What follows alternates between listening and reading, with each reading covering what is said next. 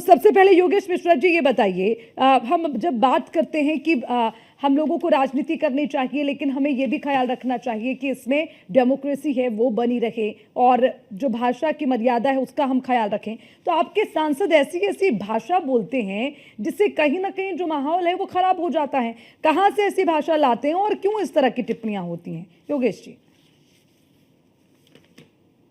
आदरणीय अर्चना जी, जी आपके सवाल के जवाब की शुरुआत में तो हमारे पार्टी का ऑफिशियल स्टेटमेंट भी जारी हो चुका है कि इस तरीके की समाजवादी पार्टी लोकतंत्र में विश्वास करती है और एक सोसाइटी को का पीस मेंटेन करना चाहती है। और ये किसी तो भी यू टर्न है, एकदम पहले जो हमारे हुआ उस पर बात सुन तो करिए। लीजिए, हम आ रहे हैं आपके हाँ। सवाल पे आ रहे हैं, जिस मुद्दे पे आप लेके आना चाहती हैं। हम पहले अपना स्टैंड रख लें, उसके बाद आपके सवाल का पूरा जवाब है मेरे पास। चलिए मैं रखिए, कह रहा हूँ स्टैंड कि रखिए। आप किसी भी महापुरुष, किसी इतिहास पुरुष, किसी के भी विरोध में समाजवादी पार्टी का कोई ऐसा बयान नहीं है कि जिससे किसी को भावना को ठेस पहुंचे।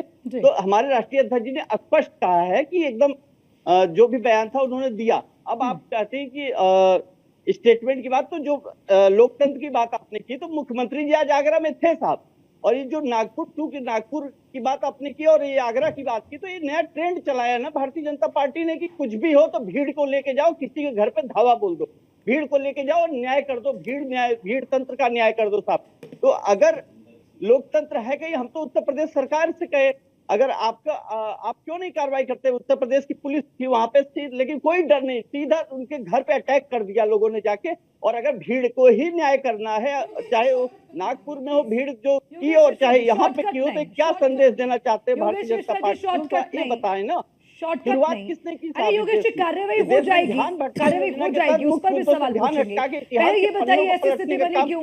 ऐसी स्थिति योगेश मिश्रा जी, योगेश मिश्रा जी, मिश्रा जी, नहीं ले आओ, किसी भी मुद्दे पे बात हो तो आप मुगलिया सल्तनत के पूरे कच्चे चिट्ठे को खोलते चले गए।